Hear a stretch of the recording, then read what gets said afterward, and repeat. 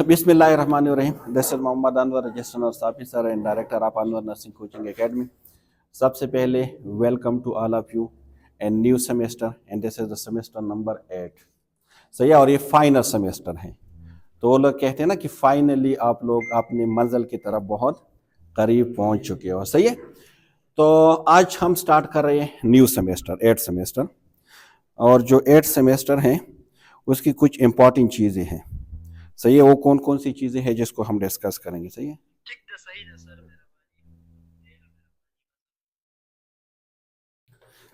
Clear. आज हम discuss करेंगे जो 8 सेमेस्टर हैं उसके टोटल कितने सब्जेक्ट होंगे, किस तरह आप लोगों ने मतलब उसको करने हैं। लाइक जिसमें मैनी प्रोजेक्ट है, सेमिनार है, कम्युनिटी हेल्थ नर्सिंग है, तो उसके मेन ऑब्जेक्टिव को हम डिस्कस करेंगे। और फिर हम आपको बताएंगे कि मतलब सेमिनार में आप लोग क्या करेंगे, किस तरह आप लोग जो है टॉपिक को सेलेक्ट करेंगे, किस तरह आप लोग फिर प्रेजेंट करेंगे, किस तरह आप लोग जो है मैंने प्रोजेक्ट के लिए टॉपिक को सेलेक्ट करेंगे, उसके लिए कौन से क्राइटेरिया होंगे। ठीक है, तो सारी चीज़ें प्रोपोलियो के बारे में हम बताएंगे कि प्रोपोलियो आप लोग किस तरह बनाएंगे। तो इन चीज़ों के बारे में आप लोगों को सिर्फ आज गाइड करना है। सो इट्स मीन कि today it's not a class, आप कह सकते हैं कि दिस इज अवेयरनेस सेमिनार। सही है, तो सबसे पहले ये आप लोग देख सकते हैं कि ये खैबर मेडिकल यूनिवर्सिटी जिसने जेनेरिक BSN के लिए कैरिकुलम प्रिपेयर की है, तो इसके मुताबिक हम आपको बताएंगे कि 8 सेमेस्टर में कौन से ऐसे सब्जेक्ट हैं जो आप लोग पढ़ेंगे। सही है जी, ये 2025 और 26 जो आप लोगों के वो है इसके लिए। सही है, जाए नीचे जाए, जो मेन सब्जेक्ट है वहाँ पे जाए 8 सेमेस्टर की। सही है जी, ये तो कमेटी है जिसने इसको प्रिपेयर किया हुआ है जी। ये आप लोगों की मेन सब्जेक्ट है। सबसे पहले क्या है कि community health nursing, CHN third. ठीक है, CHN फर्स्ट और सेकंड आप लोग ऑलरेडी उसको पढ़ चुके हैं।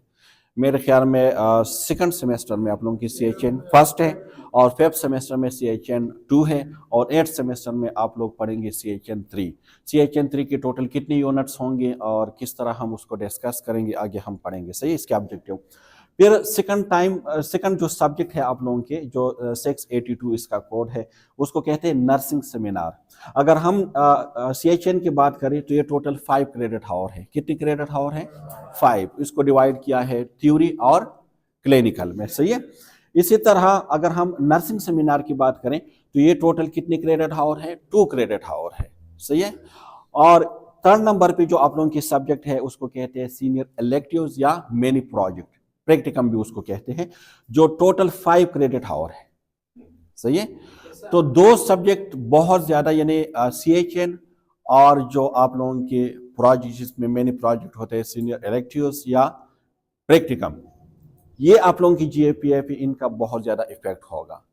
अगर इन दोनों में आपकी 4 GPA आ जाती है तो इट्स मीन कि आपकी जो GPA है वो ऑटोमेटिकली अच्छी GPA आएंगे। सही है, तो इसको हम डिस्कस करेंगे कि टोटल कोर्स जो है वो है 16 वीक्स। कितने हैं? 16 वीक ड्यूरेशन है इसके। सही है, सबसे पहले we will discuss about the community health nursing. नीचे जाइए। सही है, तो ये आप लोगों की है community health nursing. Community health nursing में 3 बिग यूनिट्स को हम डिस्कस करेंगे। कितने यूनिट्स हैं? 3। फिर इसके सब यूनिट आप कह सकते हैं या सब कंपोनेंट आप कह सकते हैं।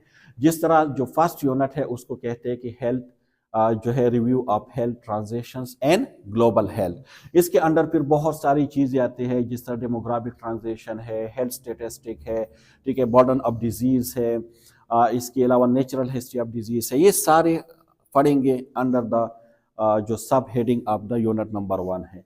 फिर हमारे पास है यूनिट नंबर 2, जो क्या है डाइवर्सिटी एंड CHN रूल, जिसमें फराम हेल्थ की बात हम करेंगे, सेकेंडरी की करेंगे, टर्शरी करेंगे, नर्सेस की जो नर्सिंग के डिफरेंट रूल है उसकी बात हम करेंगे। सही है, इसके बाद है आपकी यूनिट नंबर 3, जो किस चीज के बारे में है? Community as a partner. ठीक है, और इसके अंदर फिर बहुत सारे जो सब हेडिंग है उसको हम डिस्कस करेंगे।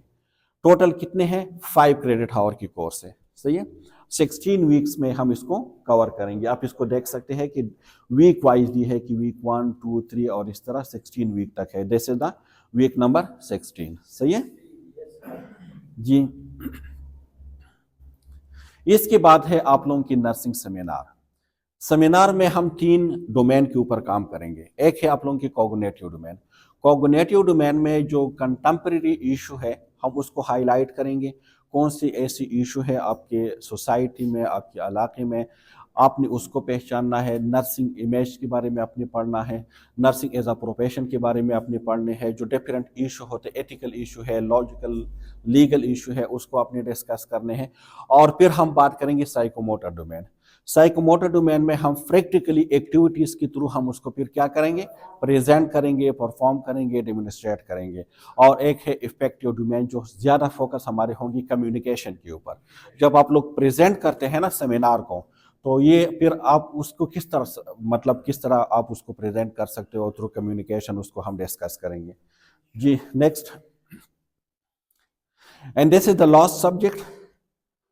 जी ये तो आपकी टोटल मतलब है कि आपने क्या क्या डिस्कस करने हैं, ठीक है, सेमिनार में। जी फिर क्या है आप लोगों की, जिस तरह मैंने कहा कि आपकी इलेक्टिव्स हैं, मतलब आपके प्रैक्टिकम है, सही है। ये टोटल 5 क्रेडिट हावर है और इसमें भी हम डिस्कस करेंगे कि आप लोग किस तरह प्रपोजल को बनाओगे, किस तरह आप टॉपिक को सिलेक्ट करोगे, कौन से क्राइटेरिया होंगे टॉपिक के लिए। फिर इसको हम डिवाइड करते हैं, डिफरेंट में डिवाइड करते हैं कि मतलब आपने क्लिनिकल साइट पे जाना है, आपने टीचिंग साइट पे जाना है, ठीक है। यहाँ पे लिखा है ना कि nursing clinical and speciality area, ये 3 एरिया में हम डिवाइड करते हैं स्टूडेंट्स को। लेकिन यहाँ पे हम 2 एरिया में डिवाइड करते हैं मोस्टली। एक होते हैं क्लिनिकल साइट पे और एक होते हैं मैनेजरल, जो मैनेजर साइट पे होते हैं, हेड नर्स और जो सुपरवाइज है और उस टाइप के। लेकिन वहाँ पे यहाँ पे हम उसको इम्प्लीमेंट नहीं करते। यहाँ पे हम 2 साइट लेते हैं, एक क्लिनिकल साइट और एक टीचिंग साइट, सही है जी। देख थोड़ा ऊपर करें। हर आपको पहले से बताया है कि मतलब आप लोगों की कौन कौन सी मार्क्स, किस तरह आपको मार्क्स जो है ये एलोकेट की गई है, ठीक है। कि आपके परसेप्टर जो है 15% इसकी इवैल्यूएशन है, 15% आपकी सुपरवाइजर की इवैल्यूएशन है। इस तरह आपकी जो 50% जो है ये आपके पोर्टफोलियो के है, और 20% जो है ये आपके जो रिसर्च रिपोर्ट है या जो है उसको प्रेजेंटेशन किए हैं, ठीक है। तो ये टोटल मार्क्स डिस्ट्रीब्यूशन है कि किस तरह ये मार्क्स डिस्ट्रीब्यूट किए गए हैं और किस तरह आपको मिलेंगे, सही है। ये फिर उसके ऑब्जेक्टिव हैं, कौन कौन से ऑब्जेक्टिव है और किस तरह हम उसको कवर करेंगे, सही है जी। अब हम डिस्कस करते हैं एक एक चीज को डिटेल से।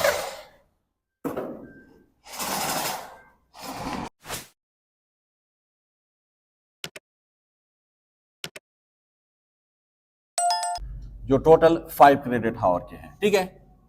और इसके टोटल हमने कहा कि 3 यूनिट्स हैं, तो उसको हम थ्योरेटिकली डिस्कस करेंगे, तो इसको अभी छोड़ देते हैं क्योंकि ये तो 16 वीक में आप पढ़ेंगे। जो आपको बताने की है, जो न्यू चीज है आप लोगों के लिए, वो 2 है। एक है सेमिनार, ठीक है, नर्सिंग सेमिनार, और एक रिसर्च है, ठीक है। उसको क्या कहते हैं, सीनियर इलेक्टिव्स, ठीक है, प्रैक्टिकम भी उसको कहते हैं। ये जो सीनियर इलेक्टिव्स है ये 5 क्रेडिट हावर के हैं और सेमिनार 2 क्रेडिट हावर के हैं, ठीक है। सबसे पहले हम डिस्कस करेंगे सेमिनार, कि सेमिनार को आपने किस तरह अरेंज करने हैं, ठीक है। तो हम क्या करेंगे, हम आपको डिवाइड करेंगे ग्रुप्स में, आपके हम ग्रुप्स बनाएंगे, ठीक है। 5, 6, 7 जितने भी ग्रुप्स है, हम आप लोगों के ग्रुप्स बनाएंगे। फिर हर ग्रुप को हम क्या करेंगे, सुपरवाइजर हम देंगे हर ग्रुप को। फिर वो सुपरवाइजर जो है वो आपको क्या करेंगे, सुपरवाइज करेंगे थ्रू आउट योर कोर्स। आपने जो भी करना है, जो भी सीखना है, जो भी क्वेश्चनिंग करने हैं, जो भी आपकी क्वेरीज है, आप क्या करोगे, अपने सुपरवाइजर के साथ आप डिस्कस करोगे। इसलिए हम जो आप लोगों के स्केड्यूल बनाएंगे ना, हम आप लोगों के स्केड्यूल इस टाइप के बनाएंगे कि 3 डेज जो है, 3 डेज ये हम आपको देंगे क्लिनिकल के लिए। यानी क्लिनिकल मींस जो क्लिनिकल साइड पे जा रहे हैं या जो भी आप लोगों के डेटा कलेक्शन के लिए, ठीक है। किस चीज के लिए, डेटा कलेक्शन, और आप लोगों की जो पोर्टफोलियो है उसके लिए हम देंगे 3 डेज, सही है। फॉर एग्जांपल हमने दे दी मंडे और ट्यूसडे और वेडनेसडे। तो ये 3 दिन अगर हमने आपको दे दी क्लिनिकल के लिए, इसके बाद जो आपके कितने दिन बाकी रह जाते हैं? 2। ठीक है, तो एक दिन में हम क्या करते हैं कि आपको दे देते हैं कम्युनिटी हेल्थ नर्सिंग, और जो ये बाकी है जिस तरह सीनियर इलेक्टिव्स है या नर्सिंग सेमिनार, इसके बारे में आप लोगों को थोड़ी आगाही देते हैं, आपको समझाते हैं कि किस तरह टॉपिक को स्टडी करेंगे। और वन डे जो है, वन डे वो हम दे देते हैं। फॉर एग्जांपल अगर हम फ्राइडे को ले लें, ये हम दे देते हैं सुपरवाइजर मीटिंग के लिए। सुपरवाइजर मीटिंग, इसमें आप क्या करते हैं कि आप अपने सुपरवाइजर के साथ आप मीटिंग करते हैं हर वीक, और वीक में जितने भी ऑब्जेक्टिव आपने कवर की है उस ऑब्जेक्टिव को आप अपने सुपरवाइजर के साथ डिस्कस करते हैं। सही है। फिर उसमें अगर सुपरवाइजर कुछ चेंजेस करना चाहे तो वो आपको चेंजेस एडवाइस करते हैं, अगर नहीं है तो फिर उसको क्या करते हैं? अप्रूव करते हैं। लेकिन ये दोनों चीजें अलग अलग है, तो हम अलग अलग पढ़ेंगे। सबसे पहले बात करेंगे नर्सिंग सेमिनार। नर्सिंग सेमिनार है क्या? ठीक है, देख, इसमें जितने भी कंटेम्प्रेरी इशू होते हैं ना, ऐसी इशू जो बहुत ज्यादा आप कह सकते हैं कि सोसाइटी को इफेक्ट करते हैं। ठीक है, फॉर एग्जांपल मैं एक एग्जांपल दे देता हूं। अगर खुदा ना ख्वास्ता कोई डिजास्टर हो जाए, तो आपने लोगों को अवेयर करना है कि लोग इस डिजास्टर में क्या करेंगे, एंड एज अ नर्स आपकी क्या रूल होंगे, आप क्या करोगे। इसी तरह कोई ऐसी डिजीज, फॉर एग्जांपल जिस तरह कोविड-19 हुआ था या कोई और ऐसी कम्युनिकेबल डिजीज, ठीक है, तो उसके बारे में अपने लोगों को अवेयरनेस देना है। या जिस तरह आजकल जो काफी ज्यादा है, आपको पता है सेक्सुअल ट्रांसमिटेड डिजीज बहुत ज्यादा है। ठीक है, इसमें HIV टॉप पे है आजकल। तो इसके बारे में लोगों को अवेयरनेस देना कि ये डिजीज है क्या, किस तरह ये ट्रांसमिट होते हैं एक पर्सन से दूसरे पर्सन को, किस तरह आप उसको प्रिवेंट कर सकते हैं। ठीक है, इन चीजों के बारे में। तो सबसे पहले आपने क्या करना है, आपको पहले हम बताएंगे जो कंटेम्प्रेरी इशू है इसके बारे में हम बताएंगे, हम नर्सिंग इमेज के बारे में आपको बताएंगे। ठीक है, नर्सिंग एज अ प्रोफेशन के बारे में आपको बताएंगे, नर्सिंग रोल के बारे में आपको बताएंगे। फिर आपने क्या करना है कि आपकी जो सोसाइटी है उसमें जो बर्निंग इशू है उसको आपने हाईलाइट करना है। आप 1, 2, 3, 4, 5 और 10 तक आप टॉपिक लेकर आओगे अपने सुपरवाइजर के पास कि इस टॉपिक पे मुझे क्या करना है, सेमिनार। ठीक है, फॉर एग्जांपल आपने एक टॉपिक लेकर आए, जिस तरह हमने कहा डिजास्टर मैनेजमेंट, कि किस तरह आप डिजास्टर को मैनेज कर सकते हैं। तो इस पे आप टॉपिक लेकर आओगे अपने सुपरवाइजर के पास। आपके जो 5, 6, 7, 8 जितने भी टॉपिक है, ये डिपेंड करते हैं आपके सुपरवाइजर के ऊपर कि कितने टॉपिक में से वो टॉपिक को चूज करते हैं। लेकिन ऐसे टॉपिक होने चाहिए जो बहुत ज्यादा, ऐसा ना हो कि उस पर 1000 ऑफ स्टडीज मौजूद हो और आप उस टॉपिक को मतलब एक्सप्लोर करना चाह रहे हो, तो फिर उस टॉपिक का तो कोई फायदा है नहीं। क्योंकि आपके टॉपिक का मतलब क्या है कि आप लोगों में अवेयरनेस लेकर आ रहे हो। अगर पहले से बहुत ज्यादा अवेयरनेस डेवलप है तो फिर क्या फायदा है आपके टॉपिक का। सही है। तो आपने एक यूनिक, एक ऐसे टॉपिक जो एक ऐसी इशू के ऊपर हो जो इग्नोर इशू हो, आपने उसको हाईलाइट करना है, अपने लोगों के ऊपर अवेयरनेस पैदा करने। तो आप टॉपिक लेकर आओगे अपने सुपरवाइजर के पास, उसमें से आपके सुपरवाइजर उस टॉपिक को चूज करेंगे। फॉर एग्जांपल सुपरवाइजर ने चूज कर दिया कि आप कर ले डिजास्टर मैनेजमेंट पे, आप कर ले।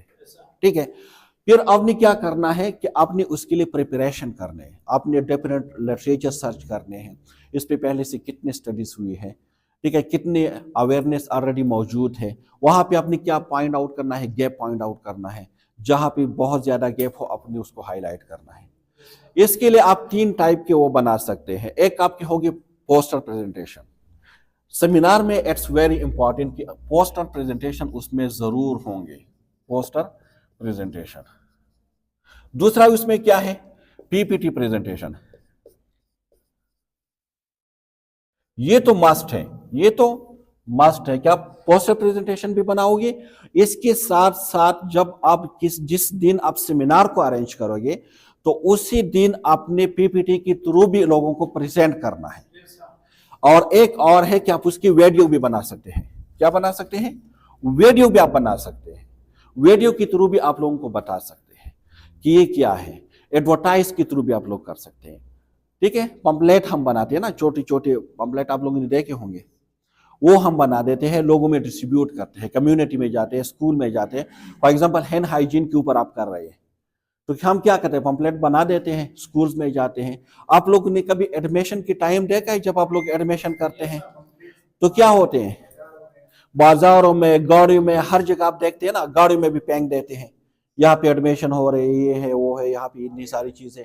This is awareness. इसी तरह आप लोग पंपलेट बनाएंगे अबाउट योर प्रेजेंटेशन और आप लोगों में डिस्ट्रीब्यूट करोगे। ठीक है, आप लोगों में अवेयरनेस आपने पैदा करने, आप गाड़ियों में भी दे सकते हैं, आप कम्युनिटी में जाकर भी लोगों को दे सकते हैं, जो आपकी पार्टिसिपेंट है आप उसमें भी डिस्ट्रीब्यूट कर सकते हैं। इसके अलावा आपने पोस्टर प्रेजेंटेशन, जब आप लोग सेमिनार अरेंज करेंगे ना, 1 ग्रुप 2 ग्रुप 3 ग्रुप जो भी सेमिनार अरेंज करेंगे, सेमिनार में आप किसी को भी इन्वाइट कर सकते हैं, आप दूसरे कॉलेजेस के स्टूडेंट को भी इनवाइट कर सकते हैं, आप जो यहाँ के लोकल आपके पॉलिटिकल लीडर है उसको भी इनवाइट कर सकते हैं, जो आपकी मेन स्टेक होल्डर है उसको भी इनवाइट कर सकते हैं, जो इन्फ्लुएंसर है, जो मतलब आपकी जो मोटिवेटर है, सोशल मीडिया जो भी है, आप उसको भी इनवाइट कर सकते हैं, आप कम्युनिटी के लोगों को भी इनवाइट कर सकते हैं। सबसे पहले जिस हाल में आप प्रेजेंटेशन करते हैं वहां पे हम पोस्टर, जो वॉल्स होते हैं ना, उस पर हम पोस्टर भी लगा देते हैं, या इसके लिए हम अलग हाल भी हम उसके लिए चूज कर सकते हैं और वहां पे हम क्या लगाएंगे, पोस्टर लगा देंगे। पोस्टर में आपकी जितनी भी, फॉर एग्जांपल डिजास्टर मैनेजमेंट है, तो जितनी भी चीजें हैं ना आपने सब उसमें मेंशन करने हैं। फॉर एग्जांपल डिजास्टर मैनेजमेंट क्या है, उसकी डिफिनीशन, रेस्पेक्टर क्या है, ठीक है, उसकी स्टेजेस कितनी है, टाइप क्या है, ये सारी चीजें आपने वहां पे क्या करना है, मेंशन करने हैं। फॉर एग्जांपल ये आपके एक पोस्टर है, तो इस पे सारी चीजें होनी चाहिए।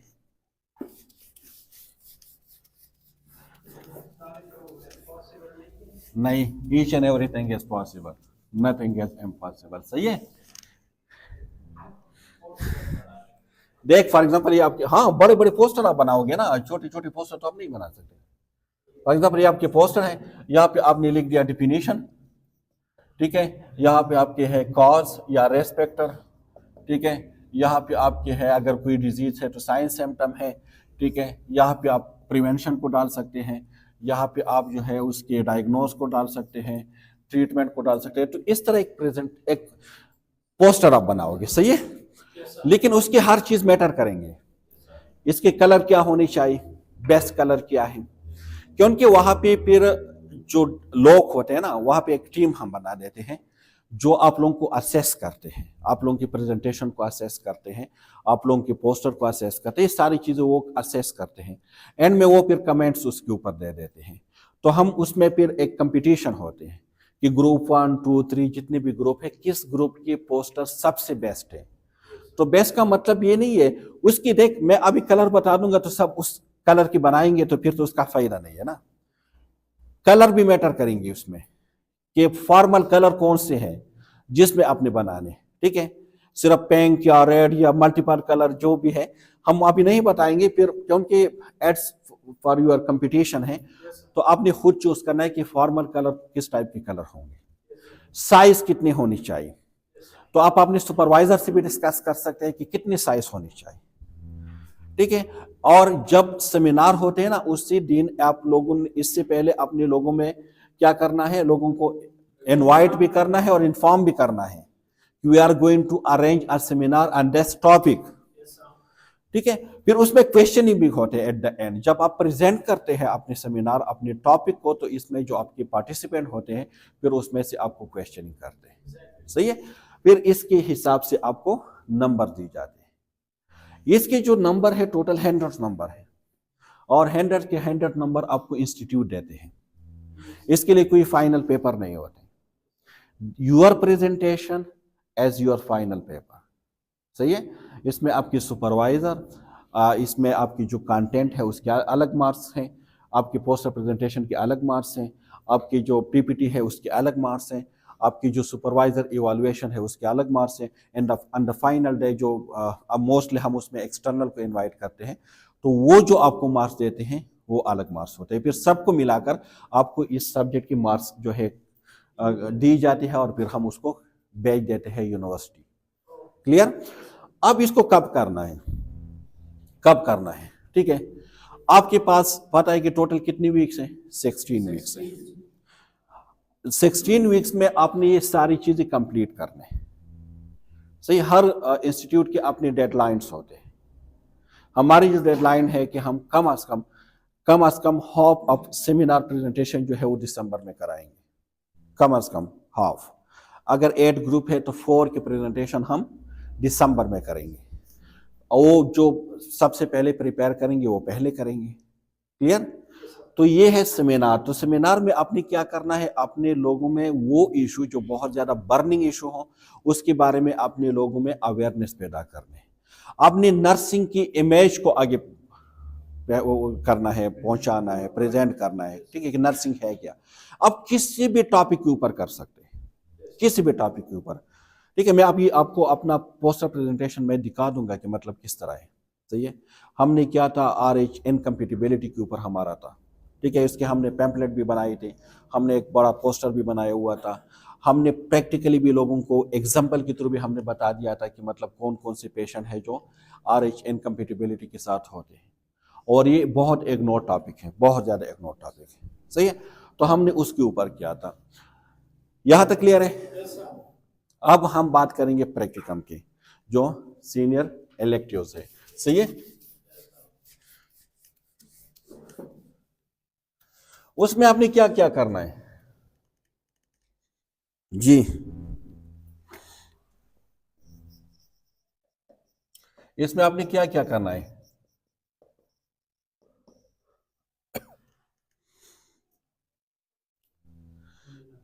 जी। हाँ, इसमें आपने एक तो पोर्टफोलियो बनाने हैं। ठीक है, पोर्टफोलियो। दूसरा क्या करना है अपने, मैनी प्रोजेक्ट। ठीक है, जिसको हम प्रैक्टिकम कहते हैं। फिर इस मैनी प्रोजेक्ट को आपने क्या करना है, प्रेजेंट करना है, डिफेंड करना है। Not only present, defend also. ठीक है, तो सबसे पहले आप क्या करेंगे, जिस तरह हम सेमिनार के लिए ग्रुप बनाते हैं इसी तरह हम आप लोगों को ग्रुप में डिवाइड करेंगे फॉर द मैनी प्रोजेक्ट के लिए। फिर हर ग्रुप को हम सुपरवाइजर देंगे। ठीक है, सबसे पहले आप लोगों ने क्या करना है कि आप लोगों की जो एरिया ऑफ इंटरेस्ट है, एरिया ऑफ इंटरेस्ट का मतलब यह है कि कोई अगर इमरजेंसी में इंटरेस्टेड है, कोई ICU में इंटरेस्टेड है, कोई गायनी में इंटरेस्टेड है, कोई बच्चों में इंटरेस्टेड है, कोई एडल्ट में इंटरेस्टेड है, कोई ओल्ड एज में है, कोई कम्युनिकेबल डिजीज में है, कोई टीचिंग साइड पे है, जो एरिया ऑफ इंटरेस्ट है वहां से आप टॉपिक को चूज करेंगे। प्रॉब्लम ऑफ स्टेटमेंट मतलब वहां पे कौन से ऐसे प्रॉब्लम है। फॉर एग्जांपल आपने अब तकरीबन 7 सेमेस्टर तक, 5 सेमेस्टर ऑलमोस्ट आप लोग क्लिनिकल कर चुके हो ना, आप लोग हॉस्पिटल जा चुके हो, वहां पे अपने हजारों प्रॉब्लम फेस की होंगी, चैलेंजेस फेस की होंगी। फॉर एग्जांपल आप इमरजेंसी डिपार्टमेंट में हो तो वहां पे कौन से ऐसे चैलेंजेस है जो आपने ऑब्जर्व की है इन 5 या 6 जो सेमेस्टर की क्लिनिकल है उसके दौरान। ठीक है, तो this is your problem statement. वहीं से आप जो है आपकी टॉपिक का आगाज होते हैं जहां पे आप काम कर रहे हैं। फॉर एग्जांपल इस इंस्टीट्यूट में आप पढ़ते हैं ना, अगर कोई टीचिंग साइड पे है तो वो यहां से स्टार्ट करेंगे। का मतलब एज अ स्टूडेंट जब मैं क्लासेस ले रहा था या जहां जो मैं स्टडी कर रहा था, कौन से ऐसे चैलेंजेस थे जो मुझे थे, और मैं चाहता था कि अगर मैं इंस्टीट्यूट बनाऊं या मैं स्टेक होल्डर बन जाऊं तो मैं इन चैलेंजेसों को खत्म कर लूंगा। This is your problem statement, यहां से स्टार्ट होते हैं। ठीक है, तो वहां से जो जिस तरह आप काम करते हैं ना, तो वहां पे एक प्रॉब्लम तो नहीं होंगे, 100 प्रॉब्लम भी हो सकते हैं, 1000 प्रॉब्लम भी हो सकते हैं। तो 1000 प्रॉब्लम पे आप स्टडी तो नहीं कर सकते। फिर आप उसको प्रियॉरिटी देंगे। क्या देंगे, प्रियॉरिटी। आपने उस टॉपिक को लेना है जो सबसे ज्यादा बर्निंग इशू हो, उसको आगे आपने लेकर जाना है। टॉपिक को किस तरह आपने सेलेक्ट करना है, स्टार्ट हम लेंगे टॉपिक से। टॉपिक की जो क्राइटेरिया है यहाँ पे मैं डिस्कस नहीं करूंगा, उस पर मेरे एक वीडियो भी ऑलरेडी है चैनल पे कि how to select research topic, इस नेम पे है तो आप वहां से सर्च कर सकते हैं। इसके 5 to 6 क्राइटेरिया है, हर क्राइटेरिया की 3 नंबर्स हैं। टोटल 6 को मल्टीप्लाई करें 3 से 18 नंबर बनते हैं। अगर 12 एंड अबाव है सो इट्स गुड, आप उसको स्टार्ट कर लें। अगर 10 और 12 पे है तो यस फाइन ओके, लेकिन अगर उससे कम है तो फिर आप उसको सेलेक्ट ना करें। उस क्राइटेरिया में क्या है, उस क्राइटेरिया में सबसे पहले है कि रेविलेंट। ठीक है, आपकी टॉपिक रेविलेंट होनी चाहिए। आप नर्सिंग कर रहे हो और आपने टॉपिक ली है इंजीनियरिंग की, दिस इज नॉट रेविलेंट। ठीक है, तो सबसे पहले रेविलेंट, अगर रेविलेंट है तो 3 नंबर है। फिर क्या है, फिजिबिलिटी। आप ऐसे टॉपिक को सेलेक्ट करें जो फेजिबल हो, एक्सेसिबल हो। अब मैं चाहता हूं कि जिस तरह आजकल बहुत ज्यादा वो ट्रम्प की बात हो रहा है ना, मैं चाहता हूं कि वहां की नर्सेज की क्या मतलब क्या कहते हैं आप उसको, फीलिंग है ट्रम्प की इस बयान के बाद। तो क्या ये पॉसिबल है मेरे लिए? मैं किस तरह जाऊंगा और वहां से नर्सेज से डेटा कलेक्ट करूंगा? तो फिजिबिलिटी। इसके बाद एक्सेप्टेबिलिटी। ऐसे टॉपिक हो जो लोग उसको एक्सेप्ट करते हैं। और कॉस्ट इफेक्टिव, ऐसे टॉपिक जिस पे कॉस्ट कम और उसका फायदा ज्यादा। ऐसा टॉपिक, अगर आप ऐसा टॉपिक सेलेक्ट करोगे जिसका कोई फायदा है नहीं, अगर ऐसी डिजीज है जिसकी कोई ट्रीटमेंट नहीं है, आप 2 साल उसके ऊपर स्टडी करें, बहुत सारे पैसे खर्च करें, एट द एंड उसका रिजल्ट यही है कि उसका कोई ट्रीटमेंट नहीं है, क्या फायदा है इसका? और क्या है, एथिकली। एथिकली मतलब आप कह सकते हैं कि एक्सेप्टेबल हो। आप ऐसे टॉपिक ले रहे हो कि मतलब एथिकली लोग उसको नहीं एक्सेप्ट करते, तो क्या फायदा आपका? तो ये टोटल जो है तकरीबन 6 पॉइंट है, हर पॉइंट के 3 नंबर है। आप टॉपिक ले लें, उसको आप टेक टेक करें कि this topic is relevant, yes take करें। This is feasible, yes take करें। This is ethical, yes take करें। This topic is cost effective, yes take करें। ठीक है, एक्सेप्टेबल है, यस टेक करें। तो इसके आप टोटल नंबर निकालें, जो नंबर आपके आएंगे more than 12, this is fine, आप उसको ले सकते हैं। सही है। तो सबसे पहले आपने टॉपिक को सेलेक्ट करना है। टॉपिक के बाद जब आपने टॉपिक को सेलेक्ट किया कि हाँ ये टॉपिक ठीक है, इसके बाद उस टॉपिक के ऊपर आपने लिटरेचर रिव्यू करने हैं। अभी आप लोगों की जो 7th सेमेस्टर के रिसर्च पेपर है उसमें एक एमसीक्यूज आया था कि लिटरेचर रिव्यू हम कब करते हैं, टॉपिक के बाद या पहले लिटरेचर रिव्यू करते हैं बाद में टॉपिक? तो कुछ लोगों ने कहा था कि लिटरेचर रिव्यू करते हैं बाद में टॉपिक को सेलेक्ट करते हैं। तो लिटरेचर रिव्यू आप किस चीज के ऊपर करते हैं? जब टॉपिक ही नहीं है तो आप किस चीज के ऊपर करते हो ना? तो सबसे पहले अपने प्रॉब्लम स्टेटमेंट बनाने हैं, उससे अपने टॉपिक को निकालना है, उस टॉपिक के ऊपर आपने लिटरेचर रिव्यू करना है। क्यों करना है लिटरेचर रिव्यू? देख, लिटरेचर रिव्यू अपने इसीलिए करने हैं ताकि आपके पास 3 चीजें हों, what is already known and what is unknown, mean what is the gap. ठीक है, और नेक्स्ट कि मेरी जो टॉपिक है वो कितना ऑलरेडी एक्सप्लोर हो चुका है, और मेरा जो टॉपिक है वो फेजिबल है या नहीं है। तो ये सारी चीजों को देखने के लिए अपनी लिटरेचर रिव्यू करने हैं। एक और इंपॉर्टेंट एडवांटेज आपकी लिटरेचर रिव्यू की कि आपके पास रैशनल आ जाते हैं। ठीक है, जब आप इंट्रोडक्शन चैप्टर लिखेंगे ना, उसमें बहुत सारी चीजें होते हैं, आगे हम रिसर्च में डिस्कस करेंगे। उसमें एक होते हैं at the end of your introduction chapter rational. और रैशनल वो चीज है जिसके जरिए आप अपने जो थीसिस है या आपकी जो मैंने प्रोजेक्ट है उसको आप डिपेंड करोगे, क्योंकि आपसे क्वेश्चन किया जाएगा आपने इस टॉपिक को क्यों सेलेक्ट किए है। So your answer is your rational.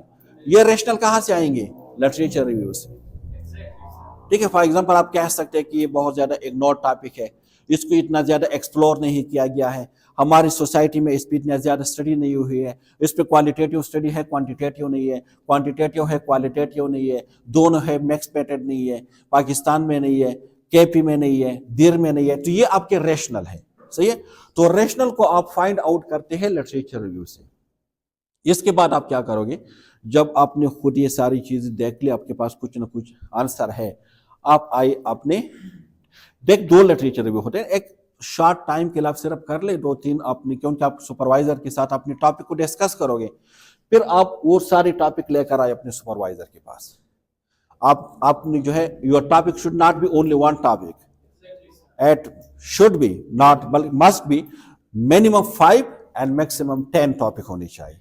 वो टॉपिक आप लेकर आएंगे अपने सुपरवाइजर के पास, आपके सुपरवाइजर उस टॉपिक को देख लेंगे, उस आपसे क्वेश्चनिंग भी करेंगे कि आप इस टॉपिक को क्यों सेलेक्ट कर रहे हो, इसके मतलब एडवांटेज क्या होंगे, इसके इम्प्लीकेशन क्या होंगे, नर्सिंग में उसका नर्स के लिए इसका क्या फ़ायदा है, पेशेंट के लिए इसका क्या फ़ायदा हो सकता है, हेल्थ सिस्टम के लिए उसका क्या फ़ायदा है। ठीक है, ये सारी चीज़ें डिस्कस करेंगे। आफ्टर दैट वो आपको एक फाइनल टॉपिक देंगे। ठीक है, फॉर एग्जाम्पल जब आपको टॉपिक मिले, टॉपिक, ठीक है, टॉपिक आपको मिले, आप योर टॉपिक विल डिसाइड, जो आपके ऑब्जेक्टिव है वो डिसाइड करेंगे कि आपने कौन सी स्टडी डिजाइन लेने हैं। ठीक है, आपके ऑब्जेक्टिव डिसाइड करेंगे कि आपने कौन सी स्टडी डिजाइन लेने हैं। आपने क्वालिटेटिव लेने हैं या क्वांटिटेटिव, आप क्या मालूम करना चाह रहे हो? आप किसी के ओपिनियन, सजेशन, किसी के एक्सपीरियंसेस ये मालूम करना चाह रहे हो तो definitely your topic will be qualitative. अगर प्रिवेलेंस मालूम करना चाह रहे हो या इंसिडेंट्स मालूम करना चाह रहे हो, कंपैरिजन मालूम करना चाह रहे हो, तो your topic will be quantitative. लेकिन मोस्टली जो रिकमेंडेड स्टडी है for you, this is cross sectional study. ठीक है, उसको कैप स्टडीज भी बोलते हैं, cap, knowledge, attitude and practice. ठीक है, तो क्रॉस सेक्शनल स्टडी जो है ना, डिस्क्रिप्टिव क्रॉस सेक्शनल स्टडी, ये बीएस लेवल पे आप कर सकते हैं, एमएस लेवल पे फिर ये स्टडी आप नहीं कर सकते। At the same time we collect data on exposure as well as and the outcome for finding out only the prevalence. ठीक है, तो क्रॉस सेक्शनल स्टडी आप कर सकते हैं बीएस लेवल पे, क्योंकि आप लोगों के पास टाइम भी कम है, आप लोगों के पास रिसोर्सेज भी कम है, आप लोगों के पास बजटिंग भी नहीं होती, सो ये एक्सपेंसिव भी नहीं है, ये टाइम कंज्यूमिंग भी नहीं है, so that's why you can do. हाँ, अगर कोई क्वालिटेटिव स्टडी करना चाहे, कोई क्रॉस सेक्शनल स्टडी करना चाहे तो अप्रिशिएटेड है, बट मुश्किल है आप लोगों के लिए, लेकिन यू कैन डू। सही है, लेकिन that's one study you can also do. Clear? तो ये टॉपिक के बाद आप स्टडी, तो आपने जब टॉपिक स्टडी डिजाइन आपने सेलेक्ट कर दिया, इसके बाद आप क्वेश्चन एयर को बनाओगे। ठीक है, questionnaire according to your study design. आपको पता है, अगर क्वांटिटेटिव स्टडी डिजाइन है, क्लोज एंडेड क्वेश्चन एयर बनेंगे। स्टैंडर्ड जो ऑलरेडी हमारे पास टूल्स होते हैं उसको भी आप कर सकते हैं।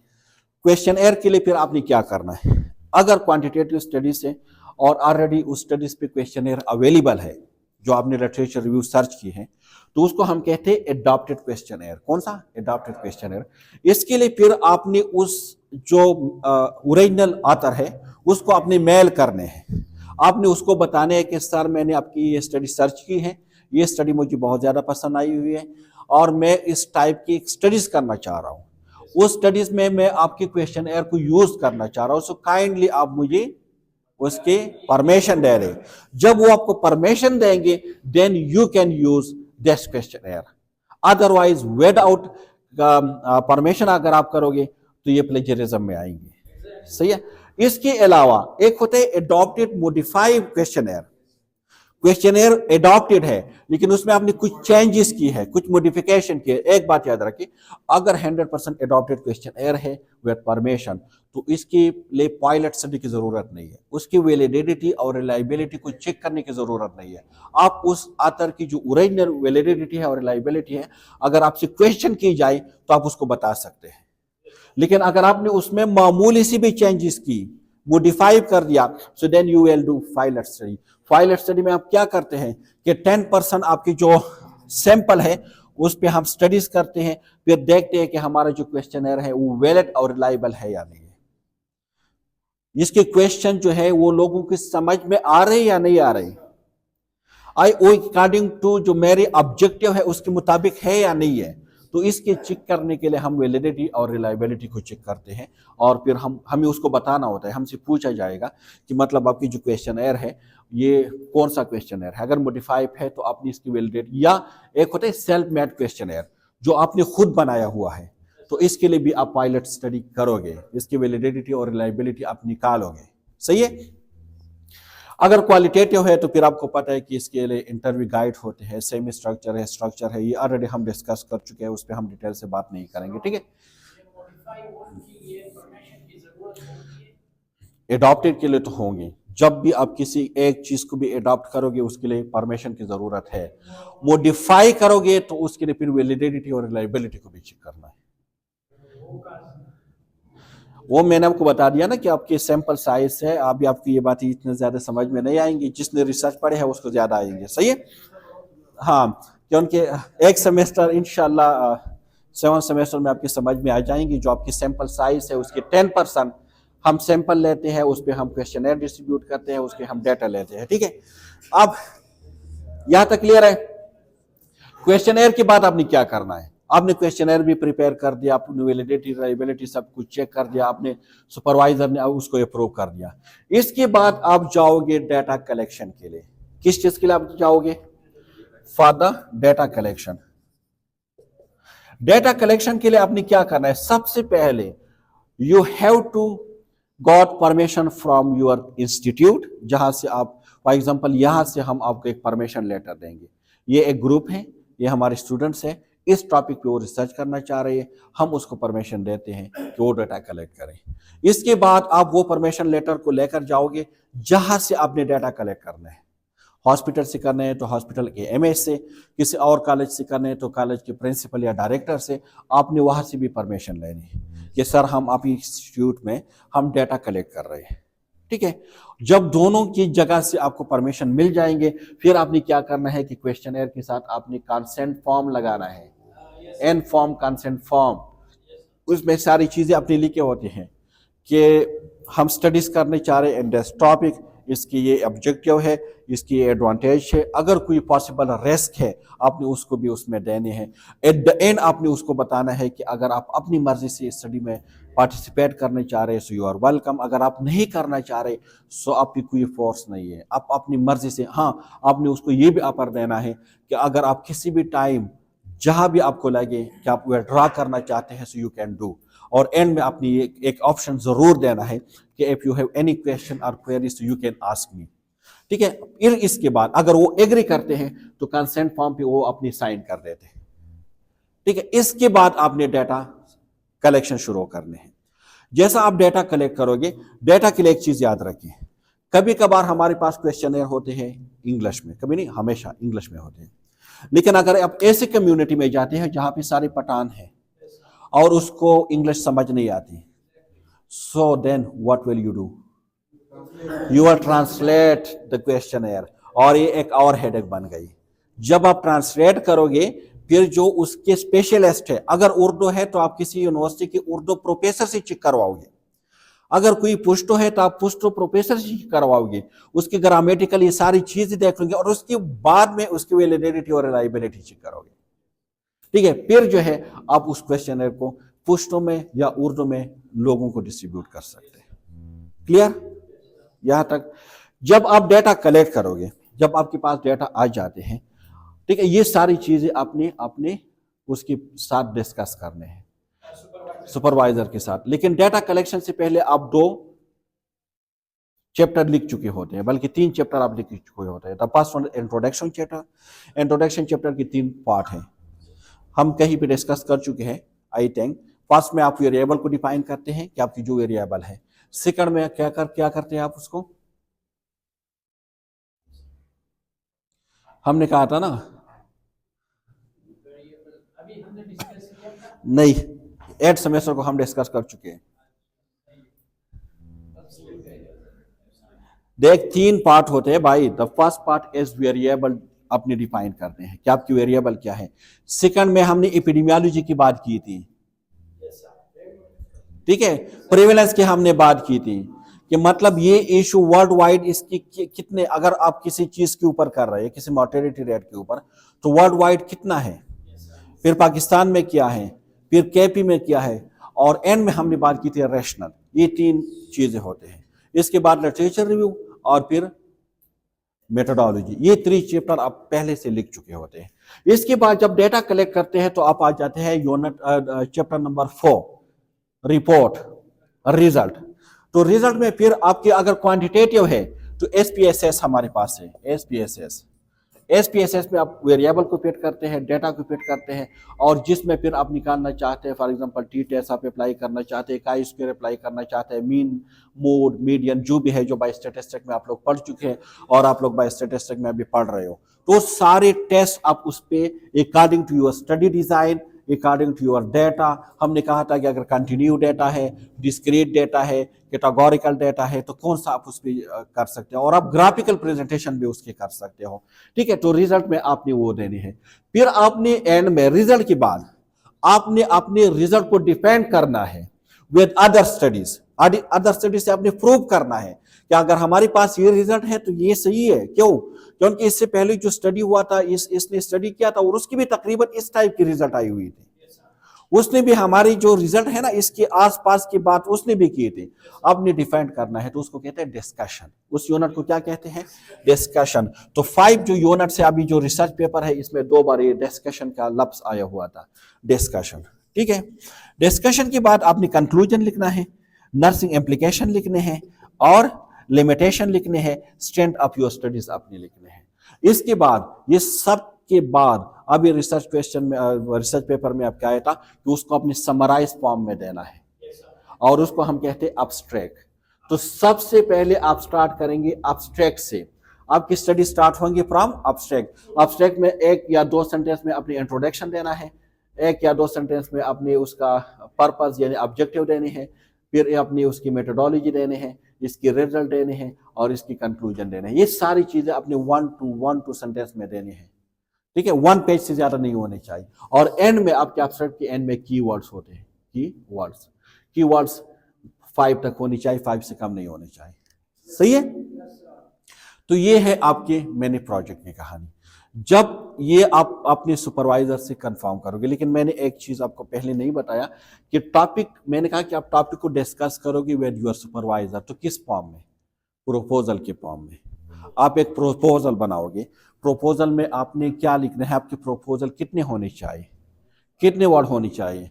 अकॉर्डिंग टू केएमयू 250 से लेकर 300 तक, नॉट मोर देन 300। आपकी जो इंट्रोडक्शन की बात हो रही है उसमें तो ज्यादा इंट्रोडक्शन है। सही है।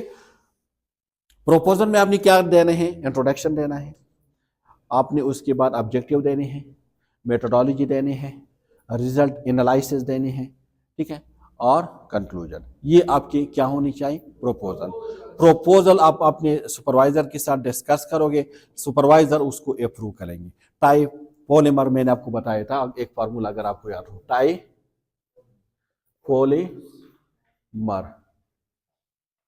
ठीक है, मैंने कहा था कि क्या है? टाइटल आपके होनी चाहिए, इंट्रोडक्शन होनी चाहिए, प्रॉब्लम ऑफ स्टेटमेंट या पर्पस होनी चाहिए, लिटरेचर रिव्यू कुछ में होते कुछ में नहीं होते, मेथोडोलॉजी होनी चाहिए और रेफरेंसेस होनी चाहिए, रिजल्ट और रेफरेंसेस होनी चाहिए। ठीक है, ये आपके प्रोपोजल में होनी चाहिए। ये सब आप जब कंपाइल करोगे एट द एंड आपके पास रेफरेंसेस हो, लेकिन बीएस लेवल पे आपकी जो रेफरेंसेस है वो स्टाइल होनी चाहिए एपीआई स्टाइल में अपने रेफरेंसेस देनी है। और बाकी जो है ये एमएस लेवल पे फिर हम कोर में देते हैं। ठीक है, इसके बाद आपने इससे एक पीपीटी प्रेजेंटेशन बनाने हैं। क्या बनाने हैं? पीपीटी प्रेजेंटेशन बनाने हैं। वो प्रेजेंटेशन देख जब आपकी ये मतलब कंप्लीट हो जाए प्रोजेक्ट, तो आपकी सुपरवाइजर उसको रिव्यू करेंगे। सुपरवाइजर आपकी रिव्यू को एक्सटर्नल को भी भेज सकते हैं। जब उसके रिवीजन हो जाएंगे, वो एक्सेप्ट हो जाएंगे, अप्रूव हो जाएंगे, तो फिर आपसे कहेंगे आप प्रेजेंटेशन प्रिपेयर करें। आप पीपीटी प्रेजेंटेशन प्रिपेयर करोगे, 16 स्लाइड से लेकर 30 तक होनी चाहिए, लेकिन जितने कम हो इतने अच्छे हैं। सही है। फिर आपको टाइम दिया जाएगा, डेट दिया जाएगा, और उस पर कुछ एक्सटर्नल एग्जामिनर होंगे, कुछ इंटरनल एग्जामिनर होंगे, और वहाँ पे फिर आपने ये सारी जितनी भी काम आपने की है आपने उसको पीपीटी में प्रेजेंट करने हैं। At the end of your presentation आपसे क्वेश्चन की जाएंगे, और जैसे आप उसको क्वेश्चन देंगे तो successfully you will defend your project. और फिर इसके बाद आपको मार्क्स दी जाएंगे दो, एक आपके सुपरवाइजर और एक आपकी जो एक्सटर्नल एग्जामिनर है वो मिलकर आपको मार्क्स देंगे, फाइनल मार्क्स देंगे। क्लियर? यहां तक क्लियर है? कोई कंफ्यूजन है? एक तो आपने ये मैंने प्रोजेक्ट करने हैं जो सीनियर इलेक्टिव्स है, इसके अलावा आपने एक और काम करने हैं। और ये देख, जैसे आपकी प्रोजेक्ट कंप्लीट हो जाएगी, डिफेंड करोगे आप, इसके बाद आपने इस तरह हॉट कॉपी भी आपने बनानी है। ठीक है, इसकी 3 कॉपी आप बनाओगे, एक आप अपने साथ रखोगे, एक आप सुपरवाइजर के साथ सबमिट करोगे, और एक जो है हम फिर केएमयू भेज देते हैं। तो ये इस तरह की आप 3 कॉपियां बनाओगे, और इसमें जितनी भी चीजें हैं आपकी रिसर्च वो सारी इसमें क्या होगी? इंक्लूड होगी, मेंशन होंगे, इंट्रोडक्शन और ये जो 5 चैप्टर है वो सारी चीजें इसमें होंगी। ठीक है, तो ये आपने सबमिट करने हैं। इसके बाद इसको आप देख सकते हैं। ये क्लियर हो गए ना? इसमें कोई क्वेश्चन तो नहीं है, कोई कंफ्यूजन तो नहीं है? ठीक है, एक पार्ट को हमने डिस्कस कर दिया सीनियर इलेक्टिव्स के लिए। दूसरा क्या है? पोर्टफोलियो। क्या है?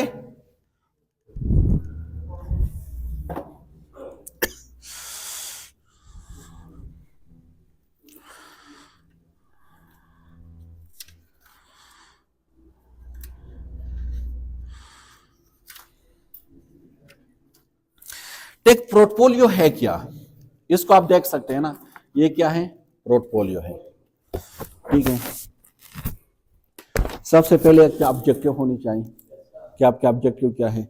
फिर जो 16 वीक है ना, 16 वीक्स के आप पोर्टफोलियो बनाओगे। स्टार्ट लोगे आप फ्रॉम जी 111, ठीक है जी। मैं अभी आपको बता दूंगा किस तरह आपने बनाने हैं, सही है। देखिए जो आप डिफरेंट पेजेस इसमें देख रहे हो, इससे आप फिर वीक को अलग अलग करोगे। ठीक है, week number 1, week number 2, week number 3, week number 4, 16 week तक आपने पोर्टफोलियो बनाए। ये जो अभी तक हम डिस्कस कर रहे थे, ये ग्रुप में हम डिस्कस कर रहे थे, सेमिनार है या आपकी जो मैनी प्रोजेक्ट है। लेकिन जो पोर्टफोलियो है वो इंडिविजुअल बेस पे होंगे, हर स्टूडेंट खुद अपने पोर्टफोलियो बनाएंगे। हम आपको डिवाइड कर रहे हैं क्लिनिकल साइड पे और टीचिंग साइड पे। जो क्लिनिकल वाले हैं वो जाएंगे हॉस्पिटल। जब आप लोग हॉस्पिटल जाते हैं तो आप 3 दिन के लिए जाते हैं, तो आप पहले लिखोगे वीक 1, आपको ऑब्जेक्टिव दी जाएंगे। क्या दी जाएंगे, ऑब्जेक्टिव। तो आप सबसे पहले क्या लिखोगे, फॉर एग्जांपल वीक 1 है, वीक 1, ठीक है। इसके आपके ऑब्जेक्टिव क्या है, ऑब्जेक्टिव्स, ठीक है। फॉर एग्जांपल डे फर्स्ट है, 3 डेज होंगे ना, डे फर्स्ट, यहां पे आप डेट लिखोगे। फॉर एग्जांपल आप 3/12/2025 है। फिर डे 2 4/12/2025। फिर डे 3 5/12/2025। आप इस तरह भी लिख सकते हैं, आप इस तरह भी लिख सकते हैं कि वीक 1 जो है वो 3/2/5/12/2025 तक, ठीक है। अब इसके ऑब्जेक्टिव लिखोगे। फॉर एग्जांपल डे 1 आपके ऑब्जेक्टिव क्या है, आप जा रहे हो हॉस्पिटल, तो सबसे पहले आप है कि जैसे आप जाओगे वहां पे, सो इंट्रोडक्शन है आपकी, ठीक है, I will introduce my self, सही है। इसके बाद ओरिएंटेशन लेने हैं, मुख्तलिफ आपके वो हैं, ठीक है। तो इसी तरह आप 16 वीक्स की लिखोगे। वहां क्लिनिकल साइड पे आप क्या करोगे, मोस्टली कॉमनली मैं आपको अभी बता देता हूं। बाकी हम पोर्टफोलियो में अभी आपको मैं जो अपनी मेरा पोर्टफोलियो है मैं आपको दिखा दूंगा कि उसमें क्या क्या है, ठीक है। आपको जो ऑब्जेक्टिव दी जाएंगे ना, उस ऑब्जेक्टिव के ऊपर आपने काम करना है कि वीक 1 में हमारी ऑब्जेक्टिव कौन सी है, वीक 2 में कौन सी है, वीक 3 में कौन से है, वीक 4 में कौन से है। लेकिन I will discuss the combine things, जो कंबाइन चीजें होते हैं मैं उसको डिस्कस करूंगा। उसमें क्या क्या चीजें होंगी, क्या क्या बनाएंगे हम, हाँ जी, हाँ देख मैं कॉमन चीजें लिख देता हूं, सही है। फिर तो ऑब्जेक्टिव के हिसाब से आप लोग सेलेक्ट करोगे। कॉमन चीजें क्या है जो आप, पहले मैं क्लिनिकल की बात कर रहा हूं, जो क्लिनिकल साइड पे लोग जाएंगे। आपने क्या करने हैं, वीकली वीकली आपने एक रिफ्लेक्टिव लॉग लिखने हैं। लेकिन ये क्या होनी चाहिए, वीकली, नॉट पर डे। ये एक चीज वीकली होनी चाहिए। तो कितनी वीक है, तो आपकी 16 रिफ्लेक्टिव लॉग होनी चाहिए। दूसरा क्या करना है, हिस्ट्री, हिस्ट्री या केस स्टडी आप कह सकते हैं। पेशेंट पे आप केस स्टडीज करेंगे, उसकी आप हिस्ट्री लाएंगे। ये भी आप वीकली कर सकते हैं। फिर क्या करना है, आपने असेसमेंट करना है। असेसमेंट आप डेली करोगे। इसके बाद आपने क्या बनाना है, एनसीपी, नर्सिंग केयर प्लान आपने बनाने हैं हर पेशेंट के ऊपर जो आपके पेशेंट है। इसके बाद आपने क्या करना है, सीसीएम, सीसीएम, हाँ जो असेसमेंट आप कर रहे हैं जिस पेशेंट के, उस पर आप एनसीपी बनाओगे। अगर डेली नहीं है तो वीकली तो एक होनी चाहिए। ये आपके ऑब्जेक्टिव में है। अगर 3rd वीक के ऑब्जेक्टिव में एनसीपी है तो आप एनसीपी बनाओगे। अगर 5th वीक के ऑब्जेक्टिव में एनसीपी है तो आप एनसीपी बनाओगे। फिर क्या बनाना है, सीसीएम, ठीक है। सीसीएम भी आप उसी पेशेंट पे बनाएंगे। सीसीएम आप लोग जान चुके होंगे क्या है, सीसीएम में आप लोग पढ़ चुके होंगे। It was CCM, this was CCM, तो सीसीएम क्या है? अच्छा, क्रिटिकल केयर मैनेजमेंट। माशाल्लाह, उसको फिर मैं लिख दूं अपने साथ, मैं भूल ना जाऊं। जी। रियली मैं खुद भूल गया कि ये है क्या, क्योंकि आपने कुछ अलग टर्मिनोलॉजी बता दी। Critical care management, it is not critical care management. ये क्या है? केयर मैप है ये। क्रिटिकल नहीं है भाई, क्रिटिकल से निकल आए। ये हर क्लिनिकल पेशेंट पे आप बना सकते हैं, ठीक है। ये क्रिटिकल पेशेंट के लिए नहीं है। मतलब आप क्लिनिकल मैप जो है ना, इसको मैं आपको अभी अभी अभी खैर टेंशन नहीं लो, अभी मैं आपको शो कर दूंगा कि किस तरह आपने बनाने हैं, सही है। इसके बाद आपने क्या करना है? ड्रग इंटेंडेशन है, किस तरह आपने ड्रग्स लेने हैं, किसी फार्मेसी से आपने ड्रग को किस तरह इंटेंट करना है, ठीक है, इंडेंट करना है। इसके अलावा क्या है? रोस्टर, ठीक है, स्टाफ की जो रोस्टर है किस तरह आपने बनाने हैं। और जी, रोस्टर आपने बनाने हैं।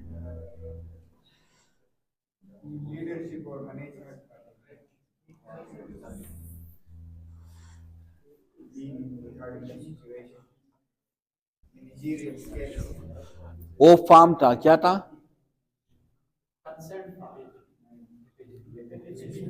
यस, एफ एच फी, ये फॉर्म आप फिल करोगे, हर पेशेंट पे इसको फिल करोगे आप, ठीक है। यहां तक क्लियर है? इसको जब वीकली करोगे ना, ये एक वीक में आप करोगे तो आप अपने सुपरवाइजर के साथ उसको डिस्कस करोगे। जो आपकी सुपरवाइजर मीटिंग है जिस दिन, आप आके अपने सुपरवाइजर के साथ डिस्कस करोगे, मैंने ये चीजें बनाई है। जैसे उसको वो अप्रूव करेंगे ना, अप्रूव, फिर आपने इसी तरह एक फाइल लेने, ठीक है, और इस फाइल में वीकली आपने वो सारी चीजें लगा देने। At the end of your course आप सबमिट करोगे अपने सुपरवाइजर के पास, आपकी सुपरवाइजर चेक करके आपको इसके 20 मार्क्स दे देंगे, सही है। तो ये बहुत ज्यादा इंपॉर्टेंट है। चलो अब मैं आपको दिखा देता हूं प्रैक्टिकली।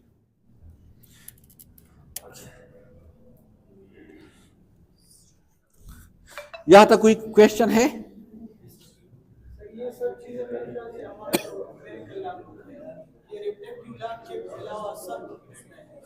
तो ये तो आप लोग पढ़ चुके हैं ना ये सारी चीजें, लेकिन ये आप मतलब ये उसको आप बनाओगे, आप खास मतलब हैंड से भी बना सकते हैं, हैंड राइटिंग से, और आप जो है कंपोज भी कर सकते हैं, लेकिन जो अप्रिशिएटेड होते हैं वो कंपोजिंग वाले होते हैं।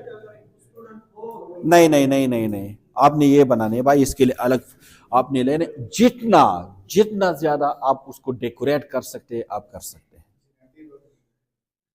जी बिल्कुल, सबसे ज्यादा आप उसको डेकोरेट करें, किसी भी तरीके से आप कर सकते हैं, कोई जो है मतलब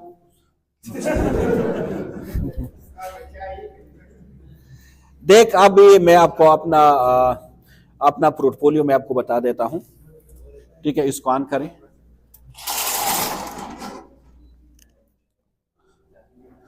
ठीक है, कि मैंने जो पोर्टफोलियो बनाई थी किस तरह मैंने उसको ऑर्गेनाइज किया था, इसी तरह आप लोगों ने उसको ऑर्गेनाइज करने हैं, सही है, लेकिन ये इंडिविजुअल बेस पे है।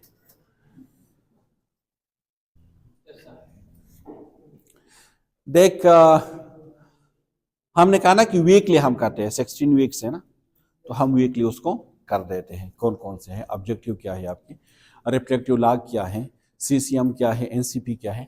तो कुछ चीजें जो है मैं आपको दिखाना चाहता हूं, सही है। अगर एक लाइट को आप ऑफ करना चाहे तो आप कर सकते हैं ताकि ये क्लियर हो।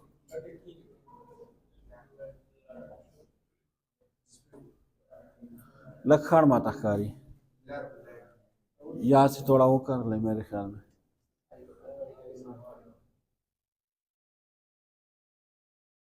हाँ हाँ, ठीक ठीक ठीक ठीक ठीक, एट्स ओके। देख, आप इसको देख सकते हैं ना, ये पहला वाला छोड़ के एनसीपी एनसीसीएम है, सारी एनसीपी और सीसीएम मैंने एक फोल्डर में बनाई हुई है, ठीक है। फिर वीकली जो रिक्वायर्ड थे वहां पे मैंने उसको फिर इस फाइल में लगा दिए हैं। इसके बाद क्या है, week 3, week 5, week 6, week 7, week 8, week 9, week 1, week 11, week 12, week number 2, week number 4, week number 1, मुख्तलिफ वीक्स है ना, आप देख सकते हैं ना उसको, ठीक है। फिर क्या है, ये क्लिनिकल प्रैक्टिकम है, मतलब जो हमने मैनी प्रोजेक्ट की है, सही है। कोर्स ऑब्जेक्टिव है, टाइटल पेज है, आप पोर्टफोलियो की टाइटल पेज आपने किस तरह बनाने हैं, सही है। इसके अलावा क्या है, रिफ्लेक्टिव लॉक है, मैं आपको अभी आगे जो है ना आपको दिखा दूंगा। ये वीक नंबर 13 है, सही है। फॉर एग्जांपल ये टाइटल पेज है आप पोर्टफोलियो, सही है।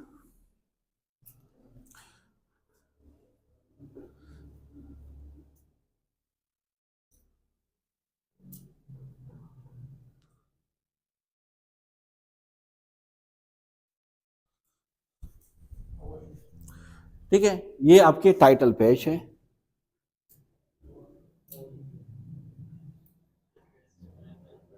ये तो किसी और का है,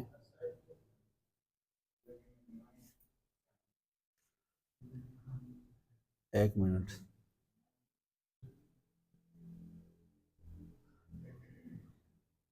ये एनसीपी और देखिए वो वीक 1 है, वीक 2, वीक 3, वीक 4, ये एनसीपी की बात हो रहा है, और ये सीसीएम है, ठीक है। सिर्फ आपको एक एक वो दिखाना है, बाकी आपने खुद वो करना है। फॉर एग्जांपल ये वीक 1 है, ठीक है।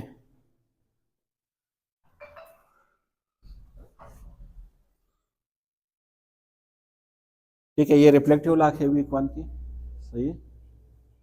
इस तरह आप देख सकते हैं।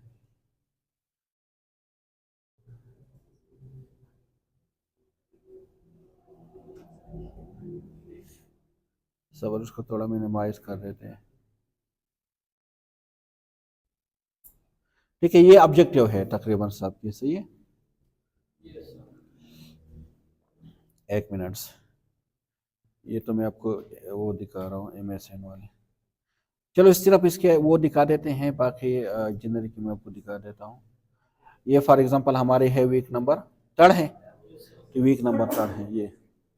ये देख, जिस तरह मैंने आपको कहा कि आपने फॉर्म बनाने हैं, अपनी वो बनाने हैं, ठीक है। ये वीक नंबर 3 है फॉर एग्जांपल, ठीक है। तो आपने इस तरह देना है कि वीक नंबर 3 क्या है, advance history take in scale, आप पेशेंट की हिस्ट्री किस तरह ले सकते हैं, तो इस तरह वो सारे आपने उसको बता देने हैं, सही है।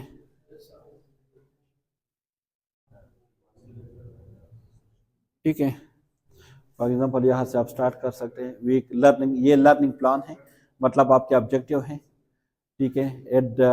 ये आपके ऑब्जेक्टिव है कि demonstrate advance scale of history taken in a clinical and designated area, perform physical examination to different patients and develop diagnose आपने बनाने हैं, और केयर मैनेजमेंट एनसीपी आपने बनानी है, ठीक है। तो ये आपकी क्या है, देखिए आपके मतलब ऑब्जेक्टिव है, लर्निंग ऑब्जेक्टिव है। सबसे पहले आपने प्लान बनाने हैं, ठीक है। इसके बाद आप ये देख सकते हैं कि एडवांस हिस्ट्री क्या है, आपने उसको थोड़ा बता देने हैं कि व्हाट इज एडवांस हिस्ट्री और टेकिंग क्या है, सही है। इसके बाद आपने क्या करना है, देख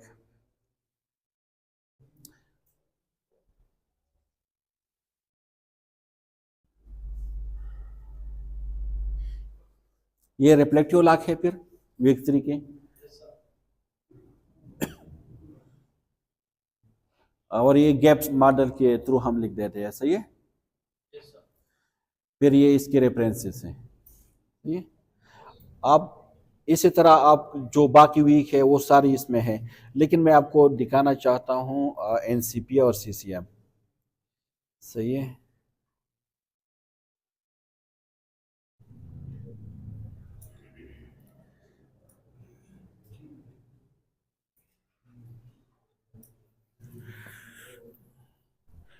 फॉर एग्जांपल ये सीसीएम है,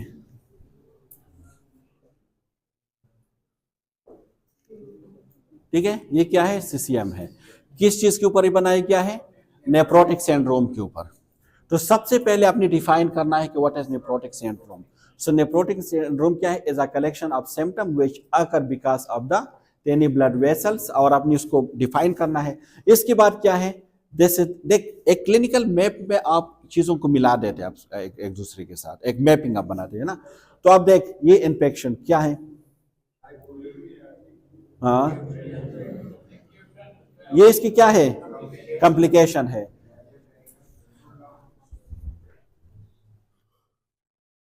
ठीक है, यहां से आप स्टार्ट करें, यहां से आप स्टार्ट करें। चाइल्ड नेफ्रोटिक सिंड्रोम है, एज 2 to 6 ईयर एज में होते हैं। क्या करते हो आप, काजिस क्या है इसके, ये काजिस है, जेनेटिक है, इन्फेक्शन डिजीज है, ये सारे काजिस हैं। ये इसके नर्सिंग डायग्नोस है। ठीक है, ये क्या है, साइन एंड सिम्टम है, साइन सिम्टम ये आपके पास है। ठीक है, ये आपके पास साइन सिम्टम है। ठीक है, किस तरह फिर ऊपर जाते आप हिस्ट्री लेते हैं, पर्सनल फैमिली हिस्ट्री, ये सारी चीज़ें आप ले लेते हैं और फिर इसी तरह आप उसको ट्रीटमेंट कर देते हैं। ये सारे आपने बताए, तो एक मैप आपने बनाने हैं, एक मैप के थ्रू आपने उसको प्रेजेंट करना है। ठीक है,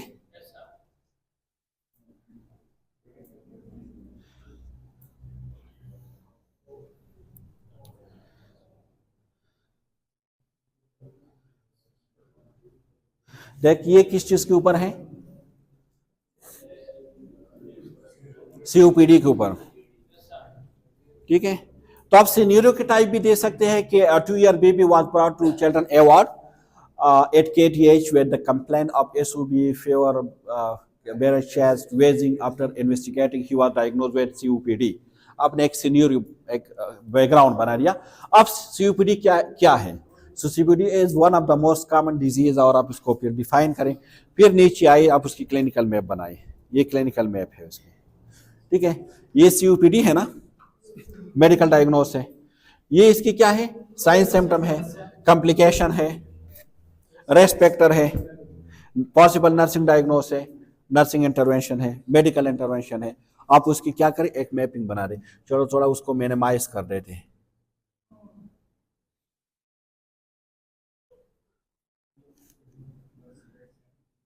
ठीक है, इसके बाद और किस चीज के ऊपर है, ये डायरिया के ऊपर है, ये अस्थमा के ऊपर है, ये किस चीज के ऊपर था, रेस्पिरेटरी सिंड्रोम के ऊपर है,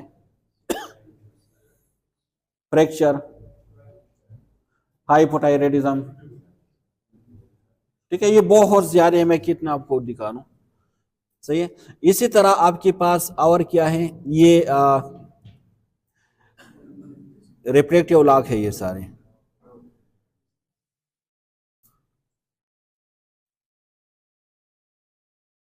ये जितनी भी मैंने अपनी स्टडीज की थी, वो सारे रिफ्लेक्टिव लॉक मैंने एक में बना दिए थे। जी नहीं, लॉग अलग हो गया ना, ये तो लोगो है जिसको आपने लगाना है। हाँ, यस यस, नहीं अपनी चॉइस की बात नहीं हो रही, ये रिफ्लेक्टिव लॉक है। ठीक है, जहां से हमने स्टार्ट किया था, फॉर एग्जांपल मंडे का दिन था, और सबसे पहले जो हमारा सुपरवाइजर था उससे हम मिल रहे थे। ठीक है, तो अब मैंने उसके ऊपर लिख दिया था कि रिफ्लेक्टिव लॉक, तो वहां से आप स्टार्ट करोगे। फॉर एग्जांपल ये आप देख सकते हैं कि on Monday I along with other group member meet our respected जो प्रिसेप्टर है mister doctor Dildar Mohammad. He guided us regarding our research project. He assigned us to select a topic for the research project. We were confused to choose the topic, but he helped and clear our confusion. That select a topic that is related to nursing practice and also have significance in nursing. फिर क्या हुआ कि nursing profession, आई came back, जब हम वापस आई, I came back with my other group's member and sat in the computer lab to find out the best research topic for the research project. We decided to work parents' satisfaction regarding their children with nursing care in a tertiary care hospital and KP. ये topic हमने वहां पे select कर दिया। फिर इसके बाद क्या हुआ, ठीक है,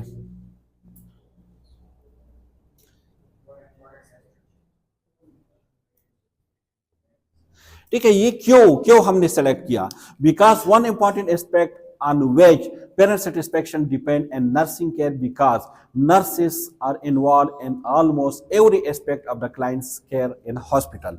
Nurse interact with the parents of patients more often than any other healthcare professional in a hospital. Quality of work can be assessed by mapping out the patient satisfaction with nursing care. So that's why we have selected this topic. सही है. फिर क्या हुआ कि we went back to, फिर हम जैसे हमने टॉपिक सेलेक्ट किया तो हम वापस अपने प्रिसेप्टर के पास गए, सुपरवाइजर के पास. So we went back to preceptor office and share our topic of project. He appreciated the topic of our project and shared also his view regarding the importance of our topic. He advised us to search enough related literature on the topic and study the previous research on the same topic because literature review is very important for conducting and also conducting research project. और literature review फिर उसको हमने literature review को थोड़ा define किया था, फिर ये सारी चीजें हमने कर ली थी. ठीक है, सही है, क्लियर. तो व्हाट वाज आवर फीलिंग, क्योंकि हम उसके हिसाब से कर रहे हैं ना, मतलब गैप्स मॉडल के लिहाज से. So what was our feeling, first I was very nervous and confused about my project and topic selection. It was looked so difficult and also afraid to meet with my preceptor because he was the director of institute and he was very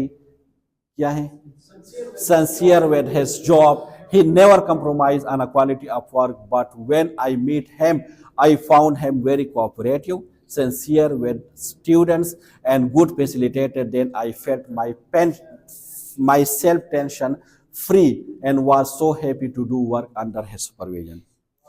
So the first was a bad feeling and after that this was my good feeling. ठीक है, फिर evaluation क्या है कि it was my luck to come under the supervision of respected Sir Dr. Dildar Muhammad because he is a PhD holder, very intelligent, hard worker, good communicator, good decision maker and a good manager. I found him a very cooperative, sincere with the students and a good facilitator. Whenever I ask a question, he appreciate me. और इस तरह मैंने evaluation लिख दिया. ठीक है, इसके बाद आपने क्या लिखना है,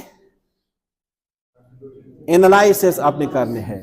So what was the analysis? It was our first meeting with our respected preceptor. He advised us into क्या था, 2 ग्रुप में. उसने, हम 6 स्टूडेंट्स थे, उसने 2 ग्रुप में डिवाइड किया था, ग्रुप ए और ग्रुप बी, क्योंकि उसने कहा कि जितने कम ग्रुप होंगे इतना ज्यादा आपको काम करने का मौका मिलेगा. तो हमारा ग्रुप वाहिद ग्रुप था जो 2 प्रोजेक्ट लेकर जा रहे थे. बाकी जितने भी ग्रुप थे 6 स्टूडेंट्स के, वो सिर्फ 1 प्रोजेक्ट के ऊपर काम कर रहे थे. लेकिन हमारा जो ग्रुप था सर ने उसको 2 ग्रुप में डिवाइड कर दिया, 3 ग्रुप का अलग बना दिया और 3 स्टूडेंट्स का अलग ग्रुप बना दिया और we were working in 2 project. सही है, तो उसने डिवाइड किया हमें टॉपिक, बहुत सारे टॉपिक हमने उसके साथ डिस्कस किया और फाइनली उसने जो हमारे लिए टॉपिक सेलेक्ट किया था वो पेरेंट सेटिस्फेक्शन था रिगार्डिंग नर्सिंग केयर. ठीक है, और इसके बाद क्या है, आपने लिखना है कंक्लूजन और एंड में आपने लिखना है एक्शन. फ्यूचर एक्शन क्या है आपके कि if I will be given a choice I will choose my present preceptor again. I will use all my skill which I have learn from my respected supervisor in a patient clinical side and I am given a chance to become a preceptor जिस तरह आज मैं बन चुका हूँ.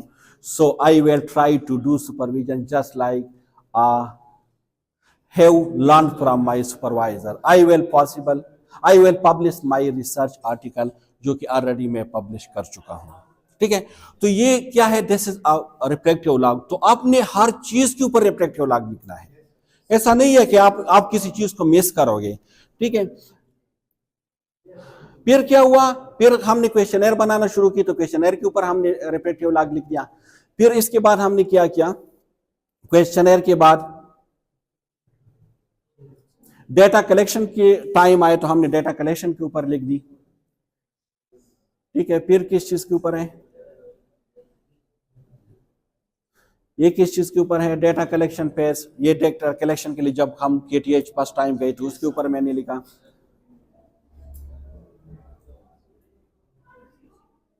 ये किस चीज के ऊपर है, on my first day in KTH.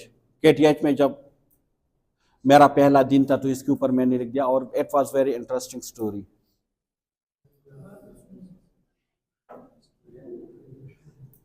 ये क्या है? When I met first time with my preceptor in a hospital side. देखिए जब आप लोग जाएंगे ना हॉस्पिटल साइड, हम आप लोगों को भेजेंगे क्लिनिकल के लिए, तो एक तो आप लोगों की सुपरवाइजर होते हैं, इंटरनल सुपरवाइजर, एक हम आपको परसेप्टर देंगे वहां पे। आप उस परसेप्टर के सुपरविजन में आप काम करोगे, और जैसे आप वहां पे जाते हैं हम आपको एक फॉर्म दे देते हैं, उसको कहते हैं एग्रीमेंट फॉर्म। उस फॉर्म को आप लेकर जाएंगे अपने परसेप्टर के पास, उसके साथ आप डिस्कस करोगे और उससे एक फॉर्मल और प्रॉपर एग्रीमेंट साइन करोगे। उस एग्रीमेंट को आपने अपने साथ रखना है। एट द एंड आपकी 15 मार्क्स आपकी जो प्रिसेप्टर है वो हमें देंगे। लेकिन पहले हम ये करते थे कि हम आपको फॉर्म दे देते थे और आप अपने परसेप्टर से फिल कर देते थे और आसानी से आपको 15 मार्क्स मिल जाती थी। अभी हमने प्रोसेस चेंज की है, हम ऑनलाइन उससे फीडबैक ले लेते हैं, हम उसको ऑनलाइन फॉर्म भेज देते हैं और वो हमें ऑनलाइन मार्क्स दे देते हैं, और फिर उस मार्क्स को हम आपके मार्क्स में इंक्लूड कर देते हैं। उसमें आपके अटेंडेंस, आपके सारी रिकॉर्ड जो है हमारे पास आ जाती है। क्लियर? तो ये क्या है कि परसेप्टर, जो मुझे परसेप्टर दिया गया था फर्स्ट टाइम में जब उससे मिला था, तो ये उसके रिफ्लेक्टिव लॉग है। ठीक है, फिर इसके बाद क्या है? इसके बाद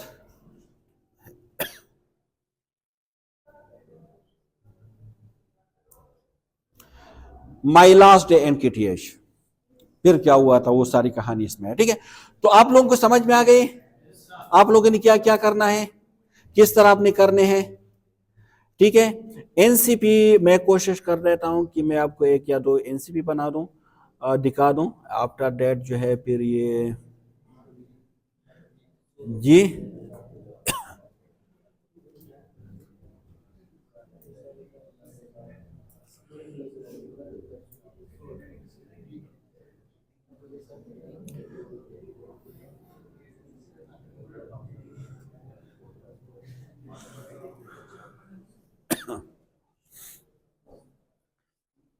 ठीक है, जैसे आप बना देते हैं मतलब पोर्टफोलियो, तो फिर आप इस फॉर्म में उसको सारी जितनी भी ऑब्जेक्टिव है आप उसको कंबाइन कर देते हैं। इसमें आप सारा वो अपना दे सकते हैं। सबसे पहले सर्टिफिकेट होता है कि जैसे to certified at Mohammad Anwar student, आप ये इस तरह आप लोगों की जो है वो सारे आपको बता देंगे, आपकी सुपरवाइजर इसको साइन करेंगे। सही है। इसके बाद आपने क्या करना है, डेडिकेशन है, ये आपके किसको आप अपना वर्क डेडिकेट करते हैं, एक्नॉलेजमेंट है, और इसके बाद आपके आ जाएंगे लर्निंग प्लान है, आपके मतलब वीकली ऑब्जेक्टिव है। जिस तरह मैंने आपको कहा था ना इस तरह ये है। देख ये वीक 1 है ना, वीक 1। सो वीक 1 आपकी फरवरी 14 तारीख को आपकी जो मतलब है कि introduce my self with the staff nurse in children award. फिर क्या क्या ओरिएंटेशन लेना है, रिफ्लेक्टिव लॉग लिखना है। इसी तरह 15 को मेरी क्या प्लानिंग है, ऑब्जेक्टिव है, 16 को क्या है, तो हर दिन के अपने लिख देने हैं। सही है। इस तरह वीक 2 की है, वीक 3 की है, वीक 4 की है, वीक 5 की है, वो सारे अपने उसको लिख देने हैं। सही है। ये डेली क्या है, इंडेंट है, जिस तरह मैंने आपको कहा कि किस तरह मेडिकेशन, जिस तरह ये क्या है कि सीरियल नंबर 1 पे इंजेक्शन सेप्टोक्सोन, ठीक है, कितने जी बेड नंबर है, 17 है, 23 है, 24, ये 72 17 बेड पे 2 मेडिसिन इंजेक्शन आपने की है, 23 पे भी 2, 32 पे 4, और टोटल कितने आपको चाहिए, 13 इंजेक्शन आपको चाहिए। तो इस तरह आप इंडेंट फॉर्म बनाओगे और आप फिर मेडिकेशन को इंडेंट करोगे। सही है। ये वीकली इंडेंट फॉर्म है, वो डेली था। ये इमरजेंसी इंडेंट है, जब आपको इमरजेंसी चाहिए जी। ये स्पेशल इंडेंट है।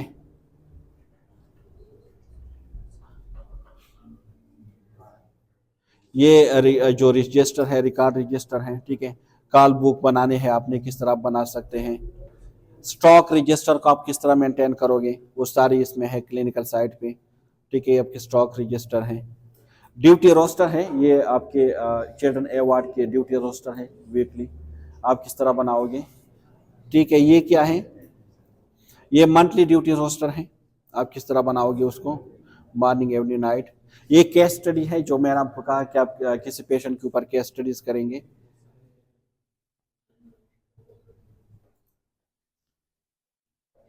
ये क्या है, दिस इज एनसीपी, ये एनसीपी है। ठीक है, ये आपकी एनसीपी है, आप इसको एनसीपी बनाओगे। एनसीपी में क्या है, असेसमेंट होते हैं, नर्सिंग डायग्नोज, प्लानिंग, इम्प्लीमेंटेशन और रेशनल एंड इवैल्यूएशन, ठीक है, ये एनसीपी है।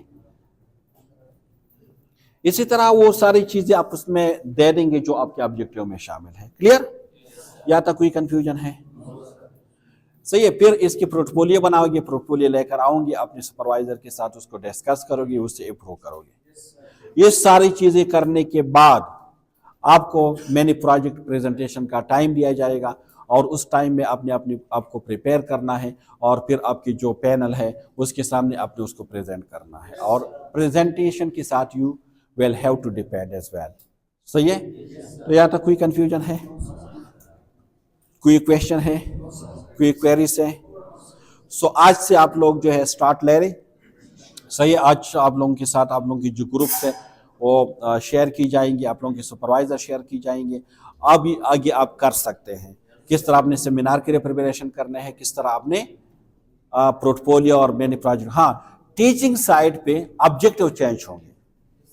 ठीक है, टीचिंग साइड पे आप लेसन प्लान बनाओगे, आप मास्टर प्लान बनाओगे, आप जो है कैरिकुलम आप किस तरह वो कर सकते हैं, डेवलप कर सकते हैं। इसके अलावा आप प्रेजेंटेशन बनाओगे, डेप्थ प्रेजेंटेशन बनाओगे। इसके अलावा आप क्लासेस भी, आपकी जो सुपरवाइजर है आपसे क्लासेस भी ले सकते हैं, डेमोन्स्ट्रेशन क्लासेस आपसे ले सकते हैं, आपसे कोर्स की जो कंटेंट है वो भी करवा सकते हैं, आपसे पेपर भी प्रिपेयर करवा सकते हैं, आपसे पेपर भी चेक करवा सकते हैं। क्लिनिकल टीचिंग साइड पे अलग है। फिर टीचिंग साइड पे आप अपने लिए प्रोजेक्ट को सेलेक्ट करोगे टॉपिक, और क्लिनिकल साइड वाले आपने करेंगे। सही है। So it was all about the orientation of 8th semester. और जो 6th सेमेस्टर है नेक्स्ट टाइम जो आप लोग करेंगे 7 से, तो आप लोग ऑलरेडी इसका ओरिएंटेशन दिया गया। ठीक है। So if you have any questions, you can ask me now, as well as you can also ask on the comment section. So thank you so much for listening me and watching me.